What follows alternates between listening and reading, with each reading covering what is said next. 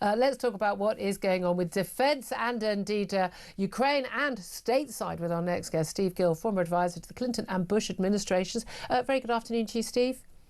Good afternoon, Julia. I do think, first of all, we do need to start not with what Trump has been doing in stateside, but this defence spending issue, because we've got Defence Secretary of the US, Peter Hegseth, joining other defence ministers in NATO in Brussels today at this meeting, where we're told that they are close to consensus over 5% of GDP spend on defence for all NATO countries. You know, barely anyone was making the 2% for years. Trump spoke out in his first term, I think quite rightly, speaking out now as well. We're moving up to 2.5%, ambition possible to move to 3%. Now they're talking about 5% in total. Do you think that's going to happen, and do you think it's necessary?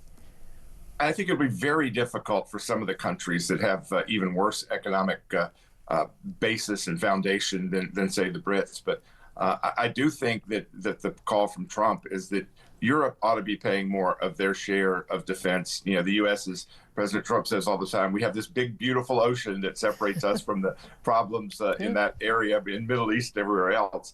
So I don't think it's unfair to ask for it. I think it's how quickly it has to happen, because, again, you've got economic pressures in Great Britain, and as long as Keir Starmer is the prime minister, you're going to continue to have them. Yeah, absolutely. Well, it's very interesting. But obviously, the key threat, right now, the immediate threat is Ukraine. It's the threat to Ukraine from Russia.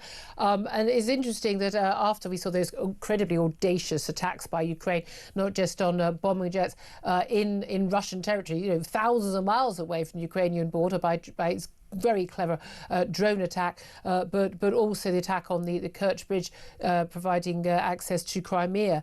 We've had a phone call between Vladimir Putin and US President Donald Trump. Again, these are hour-and-a-half calls they have, even allowing for translations. That's a long call. And Donald Trump reported that Putin has said he will have to respond to Ukraine's drone attack on Russian air bases. We've seen some attacks. We've seen children killed. No one seems to be outcried about that. It happens in Gaza. Then it's a genocide. Apparently not when Vladimir Putin does it. But do you think that there has been a game change in terms of this war from that attack, from the conversations that Putin and Donald Trump has had? Do you think we are seeing a different attitude towards Russia, and indeed a different attitude towards Ukraine from Donald Trump?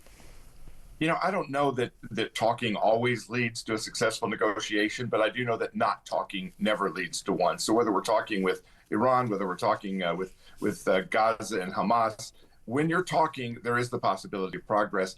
And I think in particular, two issues I'd want to point out. The attacks on those nuclear bombers by Ukraine, you know, they're declaring, oh, this is, you know, Russia's Pearl Harbor. I would point out that after Pearl Harbor, Japan got nuked. So be careful what you proclaim. Yeah. You need to know your history. Second, that attack, if it was being directed by the U.S., the UK, the French, the Brits, part of the START treaty is that you have to put your nuclear bombers out where everybody can see them. The same thing with the U.S. nuclear bombers.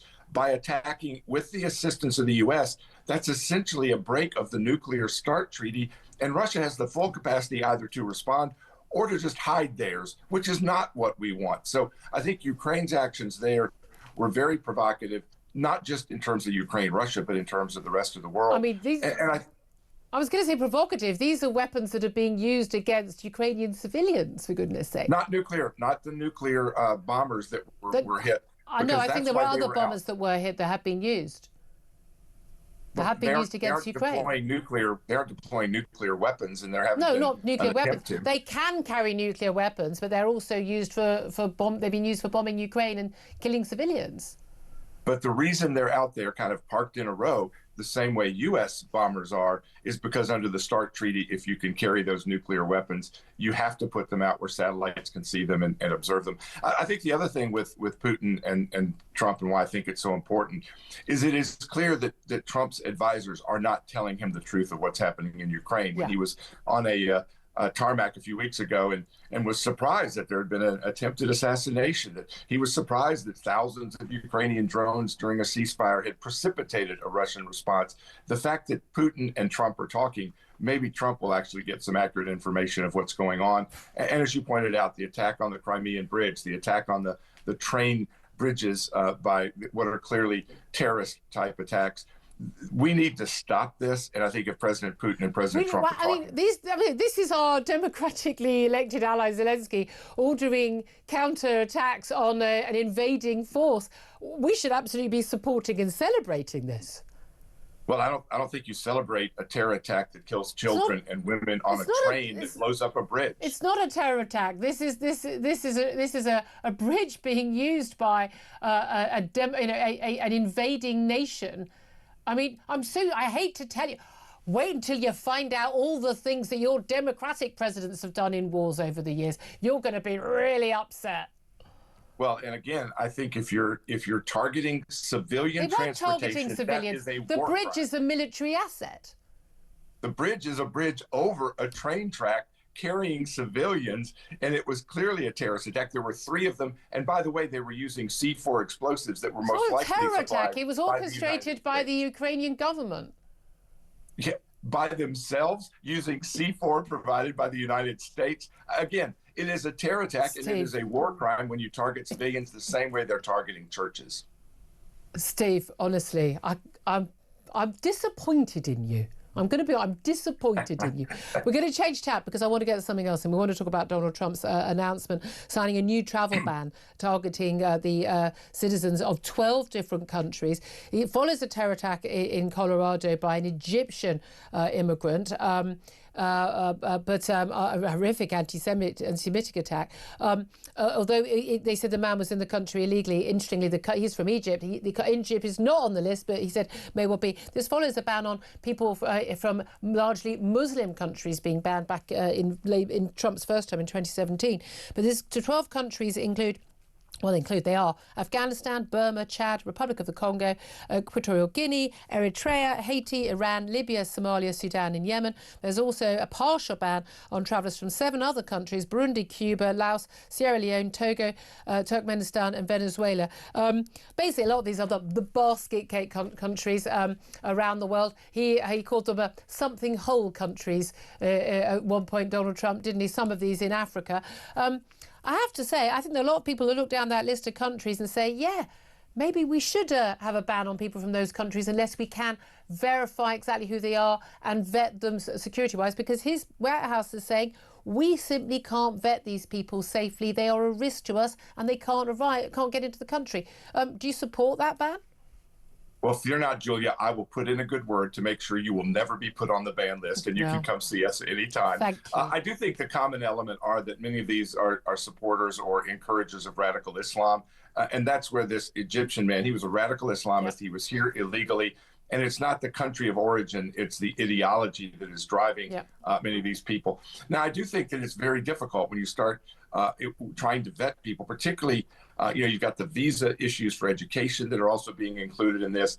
And this is the attack on Harvard for basically just being horrific. So if you've got some 18 or 19-year-old, I'm not sure about the social media in some of these third world countries, but are you going to have the ability to vet what some 18-year-old coming from Eritrea thinks? So how are you going to vet these people other than, they're coming from an Islamist country? I think there are issues and there are concerns in terms of how you're going to do that, but you need to be vetting and knowing who's coming in, what are they coming in to do, and are they following the rules once they get here? And I would encourage my friends and cousins in Great Britain, y'all should be considering this, as you're having about 1,000 a day enter across the channel, and you don't know who they are, you don't know what they're going to do, and you're getting overrun. Those are the ones who are arriving illegally. We're having quite a lot coming legally as well. Steve Gill, from advisor to Clinton and Bush administrations, thank you very much indeed. Philip Ingram, you would see his face during a lot of that conversation on Ukraine. I think you're going to agree with me on this, Philip. I know you want to come back on that. Yeah, I just want to fact check some stuff that Steve came up with. The Russians withdrew from the START treaty in February 23, so there's no requirement under them withdrawing from it from the Department of Nuclear Bombers Act. They're not big on international rules, the Ukrainians did not target their nuclear forces. The Tu-95 and the Tu-22, which were targeted, can and do fire KH-101 and KH-47M2 cruise missiles. I'm lost as well, Cruise missiles and hypersonic missiles at Ukraine.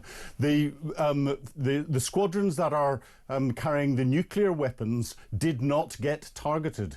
Now, these aircraft it's exactly the same aircraft, and the missiles can carry nuclear warheads as well, but they were separate squadrons. Also, crucially, the attack on the Kerch Bridge. He's saying this is a terrorist attack. This was an attack that Ukraine has owned up to. There's two bridges. There was a railway crossing where there was a train hit, and there were civilians killed in that whenever they came off the bridge. Those bridges and the junction that it was is used primarily to transport logistics and support to Russian forces on the front line in Ukraine. It's a legitimate military target. Absolutely.